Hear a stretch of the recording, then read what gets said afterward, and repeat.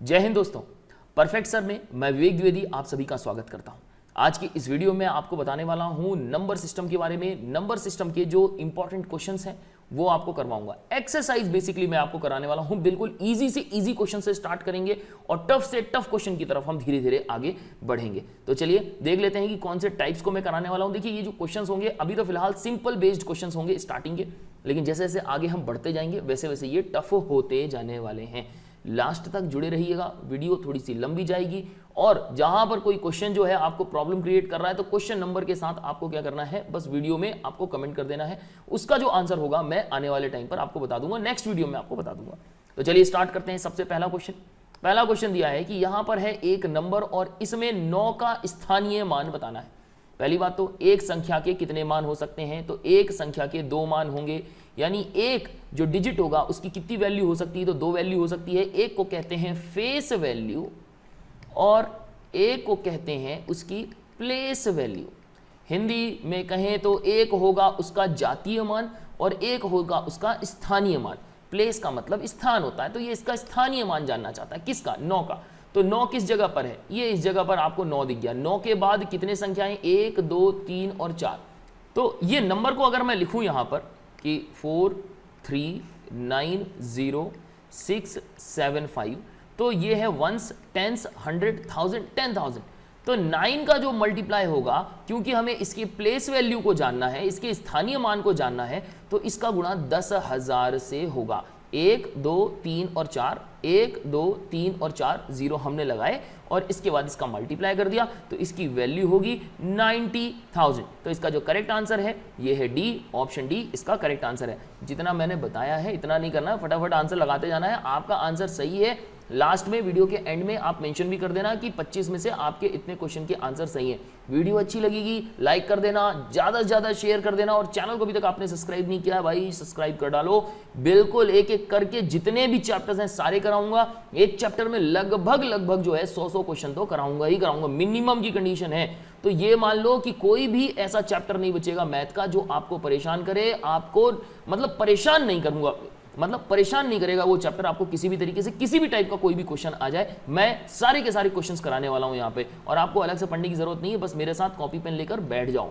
Okay, यहां पर दिया है कि 357.21 यानी 357.21, इसमें बोल रहा है कि 5 का मान कितना है वो बताना। देखो जब ऐसा क्वेश्चन है ना, वैल्यू पूछ रहा है, तो असल में ये इसका स्थानीय मान जानना चाह रहा है, इसकी जो प्लेस वैल्यू है वो जानना चाह रहा है। तो इसकी प्लेस की वैल्यू कितनी होगी हमें भी पता है, 5 जो है ना वंस और टेंस, ये टेंस की कंडीशन में है, तो इसका मल्टीप्लाई होगा 10 से, तो ये हो जाएगा 50। तो 5 जो है 10 इसका करेक्ट आंसर है। नेक्स्ट क्वेश्चन है, अच्छा ये क्वेश्चंस जो आए हुए हैं ना एग्जाम में, इधर साइड में लिखे हैं यूपीएससी यूपीपीएससी के 2015 के बैच में ये क्वेश्चन पूछा गया था। देन अगले क्वेश्चन की तरफ बढ़ते हैं। यहां दिया है कि इस नंबर में जहां पे लिखा है 3,29,075, 3,29,075, इसमें 7 के स्थानीय मान और जातीय मान में क्या अंतर है। बस भाई ऐसे ही क्वेश्चन एग्जाम में पूछता है, यानी एक नंबर दे देगा और बोलेगा बताओ इसके स्थानीय मान और जातीय मान में अंतर क्या है। देखो स्थानीय मान कितना है, इसका स्थान का मान ये वंस और ये टेंस, यानी इकाई और दहाई, यानी दहाई के स्थान पर है, यानी 7 का गुणा होगा 10 से, तो संख्या हो जाएगी कितनी, 70। और वहीं जातीय मान की बात कर रहा है, भाई जातीय मान तो मतलब इसकी वैल्यू तो 7 ही रहने वाली है, तो ये लिख लिया मैंने 7 और बोल रहा है कि उनके बीच का अंतर कितना है, आपस में कर लो माइनस। अब एक क्वेश्चन कि सर आपने तो ना स्थानीय मान बताया ना जातीय मान बताया, आप बता रहे हो। देखो ऑलरेडी वीडियो अपलोड कर चुका हूं मैं इससे रिलेटेड, जिसमें मैंने face value, place value, Hindi में कहें तो उसका जो जातीय मान है और जो उसका स्थानीय मान है, इससे संबंधित वीडियो ऑलरेडी अपलोड कर चुका हूं। इस वीडियो के डिस्क्रिप्शन में वो वीडियो आपको मिल जाने वाली है, ठीक है, तो उसको थोड़ा सा जाके देख लो अगर नहीं समझ में आ रहा। बाकी तो मैं यहाँ पे बता रहा हूँ, मुश्किल से 5-10 मिनट की वीडियो देखकर वापस आ जाओगे, कुछ नहीं होगा। चलो तो यहाँ कंटिन्यू करते हैं। 70 में से 7 माइनस किया तो बचा कितना, 63। तो इन दोनों के बीच में अंतर कितना है, 63 का। तो जो इसका करेक्ट आंसर होगा ये होगा ऑप्शन डी। इसके बाद दिया है अगला क्वेश्चन, सबसे छोटी अभाज्य संख्या कौन सी है। इंग्लिश में सबसे छोटी जो स्मॉलेस्ट प्राइम नंबर है वो कौन सा है। तो देखो आपको बता दूं, मैक्सिमम जो बच्चे होते हैं ना वो क्या कर देते हैं, कौन सा लगा देते हैं, या तो 0 लगा देंगे या तो 1 लगा देंगे। देखो मैं पहले आपको बता देता हूं कि प्राइम नंबर होता कौन सा है, कोई भी एक नंबर तभी प्राइम नंबर हो सकता है जब वो कम से कम 2 नंबर से डिवाइड हो और ज्यादा से ज्यादा भी 2 नंबर से डिवाइड हो। मतलब 2 से ही डिवाइड हो सकता है, 2 से ज्यादा और 2 से कम नहीं हो सकता। तो कोई भी नंबर तभी प्राइम नंबर होगा जब वो कम से कम एक 1 से डिवाइड हो और दूसरा वो खुद से डिवाइड हो। मान लो वो कोई नंबर है, कोई भी नंबर हो सकता है यार, मान लो जैसे कि 97, तो 97 एक नंबर था जो 1 से डिवाइड होता और 97 से डिवाइड होता, इसके अलावा और किसी से डिवाइड नहीं होता, तो 97 एक प्राइम नंबर है। क्लियर। और यहीं पर अगर मैं 7 को भी ले लेता तो भी उसकी कंडीशन यही है कि 1 से डिवाइड होगा और 7 से डिवाइड होगा। तो ऐसी कंडीशन में सबसे स्मॉलेस्ट प्राइम नंबर कौन सा है? 1 हो सकता है क्या? नहीं। अच्छा, 0 की कंडीशन तो है ही नहीं, 0 को डिवाइड कर ही नहीं सकते, 1 से कंडीशन ही नहीं है। ओके, 1 की बात करें तो 1 सिर्फ और 1 से ही डिवाइड होता, 1 से ही डिवाइड होता, दूसरी की कंडीशन नहीं है, तो ये प्राइम नंबर हो ही नहीं सकता। अब इसके बाद बारी आती है 2 की, तो 1 से डिवाइड होता है और 2 से डिवाइड होता है। जी हां, सबसे स्मॉलेस्ट जो प्राइम नंबर है वो 2 है। आप किस एग्जाम की तैयारी कर रहे हो कमेंट सेक्शन में जाके मेंशन कर देना, और मैं आपको बता भी दूंगा कि आपके किसी एग्जाम में पूछा है या नहीं पूछा। वैसे ये सबसे ज्यादा ना कॉमन क्वेश्चन है जो पूछा जाता है एग्जाम में, कि सबसे छोटा जो है बताइए प्राइम नंबर कौन सा है। अब यहाँ पे एक क्वेश्चन और उठता है कि ठीक है, हमने प्राइम नंबर तो देख ही लिया, अब एक क्वेश्चन ये बताओ कि सबसे छोटा भाज्य संख्या कौन सी है, सबसे छोटी जो कंपोजिट नंबर कौन सी है। कमेंट सेक्शन में जाओ यार, मेंशन कर दो कौन सा नंबर है। ठीक है, तो यहाँ पर आगे बढ़ते हैं। ये है निम्न में से कौन सी एक अभाज्य संख्या है, मतलब प्राइम नंबर कौन सी है वो पता करना है। देखिए, किसी भी नंबर के संबंध में अगर पता करना है कि वो प्राइम नंबर है कि नहीं है, तो इसके संबंध में एक सीधा सा नियम है कि ये जो नंबर है ना, इसका आप निकाल लो स्क्वायर रूट। मतलब ये निकाला हमने स्क्वायर रूट, इसका स्क्वायर रूट लगभग कितने में होगा? देखो मैं यहाँ पे लिख रहा हूँ, आप देखते चलना। 10 का स्क्वायर कितना होता है? आप भी जानते हैं 100। 11 का स्क्वायर कितना होता है? 121। 12 का स्क्वायर कितना होता है? ये होता है 144। 13 का स्क्वायर कितना होता है? 169। 14 का स्क्वायर कितना होता है? ये होता है 196। 15 का स्क्वायर कितना होता है? 225। 16 का स्क्वायर, अच्छा इसकी बात की जरूरत नहीं है। अच्छा देखो, तो ये अंडर रूट में 161 निकाला। देखो हमें पता क्या करना है, हमें पता करना है कि ये एक प्राइम नंबर है कि नहीं, अभाज्य संख्या है कि नहीं है। तो इसके लिए सबसे पहले तो इसका स्क्वायर रूट निकालो। 161 है, देखो यहाँ पे 161 कहाँ पर मिल रहा है हमें? 161 मिल रहा है 12 के बाद और 13 से पहले। तो मतलब ये जो नंबर होगा इससे थोड़ा सा बड़ा, 12 से बड़ा 13 नंबर आपको लेना है। 13 जो इससे बड़ा हो, नंबर ले लिया हमने 13, मतलब 169 से छोटा है, लेकिन इससे जो इससे छोटा होगा उसको नहीं लेना, उससे बड़े वाले नंबर को लेना। तो 13 जो कि इससे बड़ा है, इसको हमने ले लिया। अच्छा, ये मैंने साइन लगाया है ग्रेटर देन का, वो इक्वल टू लगा हुआ था, तो ये ग्रेटर देन का नंबर इससे बड़ा होना चाहिए, वही उठा लिया। और इस 13 से जितने भी छोटे जो भी प्राइम नंबर होंगे ना, उनसे इसको डिवाइड करके देख लो। कौन कौन से? 2 से डिवाइड करके देख लो, 3 से कर लो, फिर 4 तो डिवाइड हो जाता है, 5 से कर लो, 6, 7 से कर लो, 8, 9, 10, 11 से कर लो, और 12 तो है ही, तो दिक्कत ही नहीं है। 12 तो ऑलरेडी डिवाइड हो जाता है, 13 से करेंगे नहीं क्योंकि 13 इससे बड़ा है। तो इन सभी से डिवाइड करके देख लो। देखिए लास्ट में है 1, तो 2 से डिवाइड नहीं होगा। 6 और 1 7 और 1 8, तीनों को हमने ऐड कर लिया, यानी 1 + 6 + 1 इज इक्वल टू कितना हो गया? 8। जब इसका टोटल 8 हो रहा है, जो भी नंबर होते हैं अगर उनका टोटल 3 से डिवाइड हो जाए तो 3 से डिवाइड हो जाता है। अब देखो इसका टोटल 8 आ रहा है जो कि 3 से डिवाइड नहीं होता, तो 3 से भी डिवाइड नहीं होगा।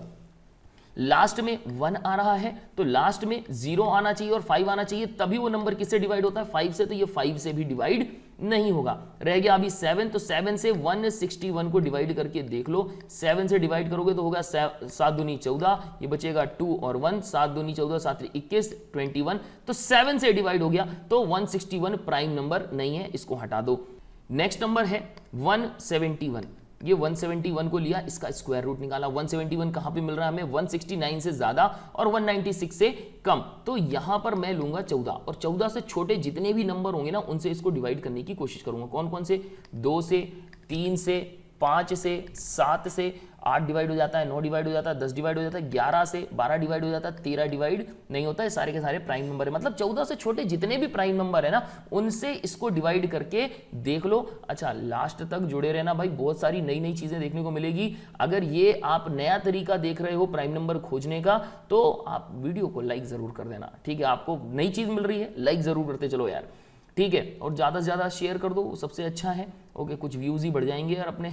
इसके बाद दिया हुआ है, ओके, तो यहाँ पे सबसे पहले तो 2 से डिवाइड करने की कोशिश करो। क्या 171 2 से डिवाइड होगा? नहीं, क्योंकि लास्ट में क्या है? 1 है।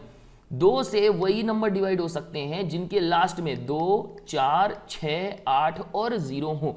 नहीं है, डिवाइड नहीं होगा। इसके अलावा 3 से कौन सा नंबर डिवाइड होता है? वही नंबर डिवाइड होता है जिसका टोटल 3 से डिवाइड हो जाए। इसको टोटल करेंगे, 1 और 7 हो गया 8 और 1 9, टोटल हो गया 9। क्या ये 3 से डिवाइड होगा? बिल्कुल डिवाइड होगा। तो ये पूरा 171 3 से डिवाइड हो जाएगा, यानी ये नंबर भी प्राइम नंबर नहीं है। हमें इसमें ये पता करना है कि कौन सा एक प्राइम नंबर है। अब बारी आती है 173 की। मैंने लिखा 173 अंडर रूट, ये किस में आ रहा है, किसके बीच में आ रहा है? देखो 196 से कम है, 169 से ज्यादा है, तो ये ग्रेटर देन है 14।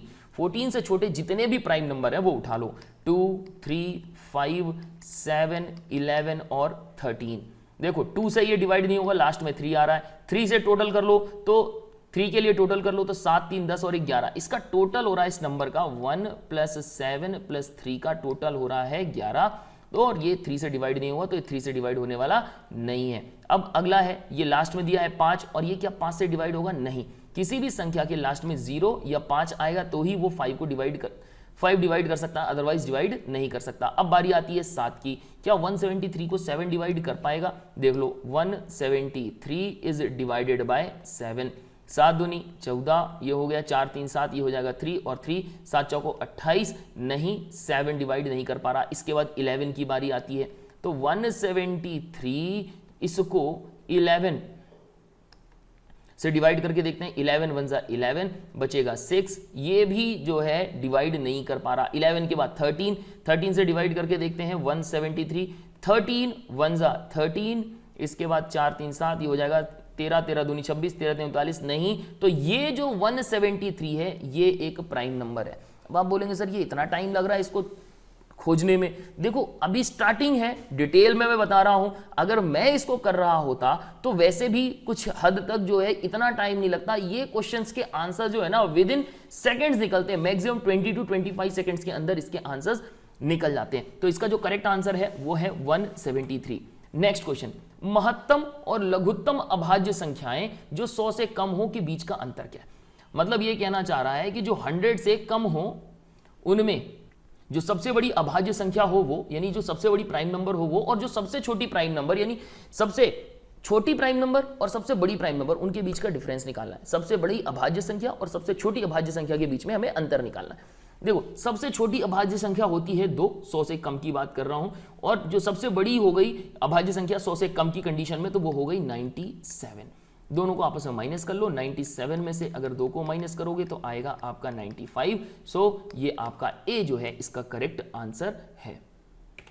नेक्स्ट क्वेश्चन है, उन सभी अभाज्य संख्याओं का जो 17 से बड़ी नहीं है उनका योगफल कितना है? अभाज्य संख्याएं जो 17 से बड़ी नहीं है, तो देखो सबसे पहले तो 2 आएगा, 2 के बाद 3 आएगा, 3 के बाद 4 डिवाइड हो जाता है 5 आएगा, फिर 6 डिवाइड हो जाता है 7 आएगा, 8 डिवाइड हो जाता है 9 डिवाइड हो जाता है 10 डिवाइड हो जाता है 11 आएगा, 12 डिवाइड हो जाता है 13 डिवाइड नहीं होता, 14 डिवाइड हो जाता है 15 डिवाइड हो जाता है 16 डिवाइड हो जाता है। बारी आती है 17 की। अब आप बोलेंगे सर 17 यहाँ पर क्यों आएगा? 17 से बड़ी नहीं है। देखो भाई 17 से बड़ी नहीं है ना, 17 से बड़ी है क्या? 17 नहीं, 17 ही है वो। तो इनका टोटल कर लो, इसका टोटल कितना आने वाला है देख लेते हैं। ये 7 3 10, 10 1 11, 11 7 18, 18 2 20, 20 5 25, 26 27 28, 28 की 8, हासिल की 2। ये 1 2 और 3, 3 2 5, टोटल हो गया 58। इसका आंसर हो गया बी है इसका करेक्ट आंसर, और एसएससी जीडी 2010 में ये क्वेश्चन पूछा हुआ है। नेक्स्ट क्वेश्चन, ये निम्न में से किससे विभाज्य है? यानी ये इतने सारे नंबर दिए हैं, इनमें से कौन सा ऐसा ऑप्शन है जिससे ये नंबर यानी 1 4 3 8 6 5 डिविजिबल है, डिवाइड हो जाएगी। तो देखो सबसे पहले तो ये देखो कि इसमें ऑप्शन में क्या क्या दिया है। इस ऑप्शन में एक ये 2 दिया हुआ है, 4 दिया हुआ है और 2 दिया हुआ है। तो सबसे पहले तो इनको पकड़ो कि ये जो लास्ट में 5 दिया हुआ है, ठीक है, तो कोई भी नंबर जो है अगर हम बात करें 2 से तभी डिवाइड होता है जब वो लास्ट में 2 4 6 और 8 या 0 हो। तो यहां पर अगर आप देखोगे तो ये लास्ट में तो 5 है, तो 2 से डिवाइड तो होगा नहीं, तो ये वाली कंडीशन और ये वाली कंडीशन तो हट गई। अब रही बात किसकी? 4 वाली की। देखो तो लास्ट में 65 दिया है, हमें भी पता है लास्ट के अगर 2 नंबर या तो 0 हो या तो लास्ट के दोनों नंबर 4 से डिवाइड हो जाएं, तभी वो पूरा नंबर जो है 4 से डिवाइड होता है। तो मैं अगर 65 को 4 से डिवाइड करने बैठूंगा तो ये 4 से डिवाइड नहीं होगा। अरे 65 को 4 से डिवाइड कर रहा हूं, 4 1 जा 4, ये बचेगा 4 छांग 24, तो ये जो है डिवाइड नहीं हो रहा, पूरी तरह से डिवाइड नहीं हो रहा, तो ये भी चला गया। तो फाइनली जो इसका आंसर बचता है वो ये बचता है। और देखो दूसरा तरीका ये है कि इस पूरे नंबर को सबसे पहले तो टोटल कर लो, 1 4 3 8 6 5। इसको अगर हम पूरा टोटल करते हैं ना, 6 5 11, 11 और 8 19, 19 और 3 22, 22 और 4 26 और 1 27, टोटली इसका 27 हो रहा है। तो पहली चीज तो ये कि ये 3 से डिवाइड हो रही है, दूसरी चीज ये कि ये 9 से भी डिवाइड हो रही है, क्योंकि कोई भी नंबर जिसका टोटल 3 से डिवाइड हो जाएगा वो 3 से डिवाइड होगी, उसका टोटल अगर 9 से डिवाइड हो जाएगा तो भाई 9 से डिवाइड होगी, और लास्ट में क्योंकि 5 आ रहा है इसलिए ये 5 से भी होगी, तो इसका आंसर ये हो गया। नेक्स्ट क्वेश्चन, अच्छा ये किसी एग्जाम में पूछा हुआ है क्या है, पूछे हुए क्वेश्चंस है मैक्सिमम जो है ना, सारे क्वेश्चंस आए हुए हैं वही लेकर आया हूं मैं। निम्न में से कौन सी 18 से विभाजित नहीं है, 18 से डिवाइडेड नहीं है, इसके लिए पेन कॉपी मत उठाओ, सिर्फ देखिए और देख के बताइए। देखिए कोई भी नंबर 18 से कब डिवाइड होता है, 18 से तभी डिवाइड हो सकता है जब वो 9 और 2 दोनों से डिवाइड होगा, 9 दूनी 18 होता है ना, तो 9 और 2 दोनों से डिवाइड होगा तभी जो है वो नंबर 18 से डिवाइड होगा। और ये जानना चाह रहे हैं कि 18 से डिवाइड नहीं होगा, लास्ट में 6 दिया है, हो सकता है और हो सकता है, लेकिन 3 दिया हुआ है, 2 से डिवाइड नहीं होगा ना, तो ये 18 से भी डिवाइड नहीं होगा। So the correct answer is D. और हाँ, बाकी अगर आपको डिवाइड करके देखना है तो आप डिवाइड करके देख सकते हैं। एसएससी सीजीएल 2005 में ये क्वेश्चन पूछा हुआ है। अच्छा, यहाँ पे कितने स्टूडेंट हैं जो एसएससी वाले इस वीडियो को देख रहे हैं? एसएससी की नोटिफिकेशन आ चुकी है। एसएससी का नोटिफिकेशन का अभी तक आपने फॉर्म नहीं भरा है, फॉर्म भर लो। फॉर्म भरने के बाद मेंशन जरूर कर देना कि आपने कहाँ से भरा है, किस जगह से भरा है, आप कहाँ के हैं, उस जगह के नाम बता सकते हैं आप। ओके, कि आप लखनऊ से हैं या तो फिर आप जो है अयोध्या से हैं, जहां से हैं आप मेंशन जरूर करें।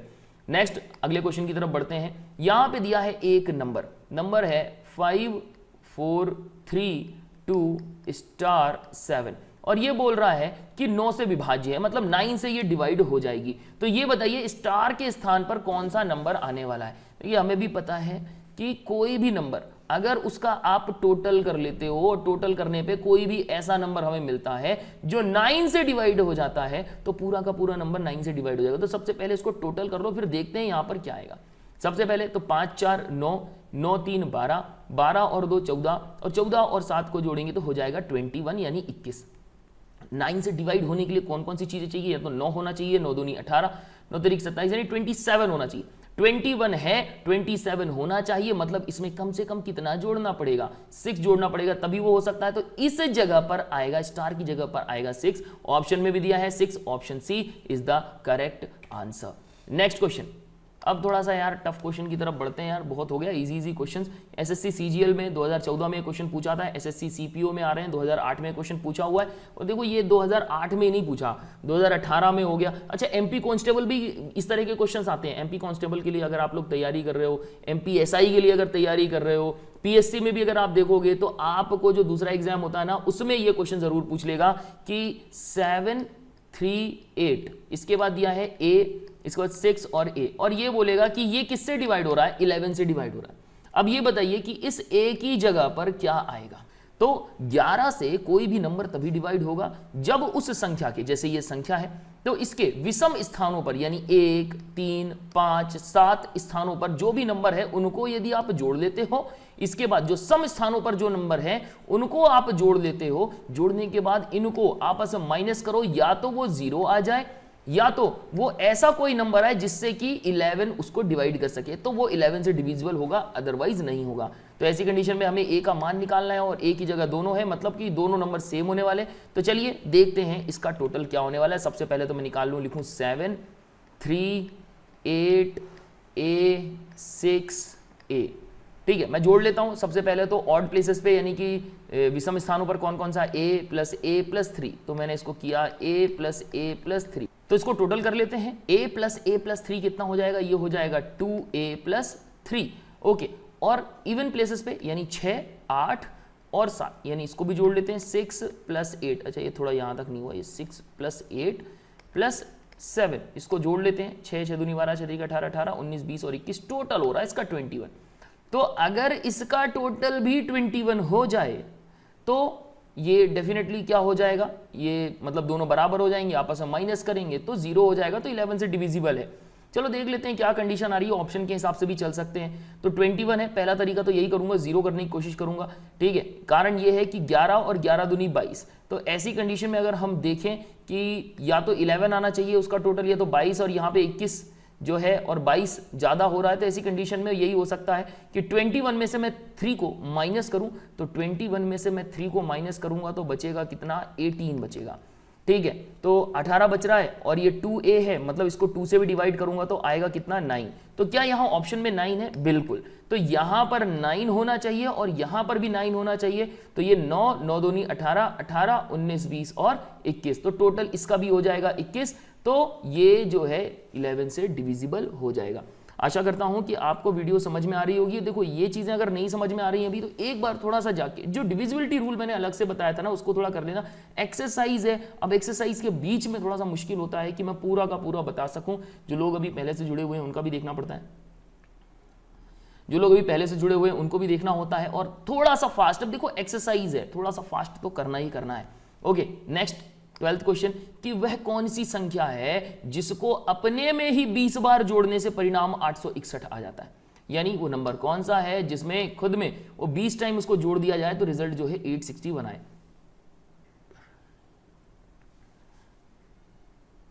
तो देखते हैं, मान लेते हैं कि वो नंबर है x, और उस x को 20 टाइम्स मल्टीप्लाई कर लेते हैं, क्योंकि 20 बार जोड़ेंगे तो x का 20 टाइम्स मल्टीप्लाई करके जो भी आएगा उसको x के साथ जोड़ देंगे, तो कितना हो जाएगा इसका टोटल, ये 861 हो जाएगा। कर लेते हैं इसको, ऐड कर लेते हैं, ये हो गया 20x इज इक्वल टू 861, ये हो जाएगा 20 और ये 20x है और ये x है, ये हो जाएगा 21x is equal to 861 and x is equal to 861 is divided by 21। Direct 21 से डिवाइड करके देख लेते हैं आंसर क्या आता है, 21। ये मेरे हिसाब से शायद कितना आना चाहिए, 4, 4 1 जा 4, 4 2 जा 8, ये बचेगा 2 और ये 21 1 जा 21, इट मीन्स ये 41 टाइम्स से कटेगा, तो ये x की वैल्यू जो आ जाएगी 41। यहाँ 41 में ऑप्शन है क्या, बिल्कुल दिया हुआ है, इसका करेक्ट आंसर है 41।